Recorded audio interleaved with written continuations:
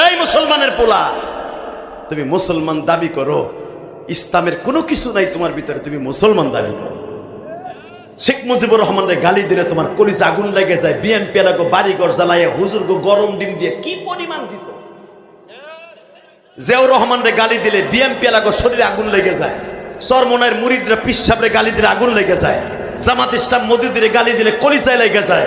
এদের চাইতে মনে হয় আমার নবীর নেতারা কম।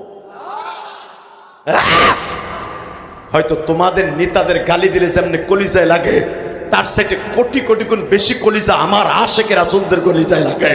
নবীর যদি কেউ গালি দেয়, মান সাব্বা নাবিয়ান ফাকতুলু, মান সাব্বা নাবিয়ান ফাকতুলু, মান সাব্বা নাবিয়ান ফাকতুলু।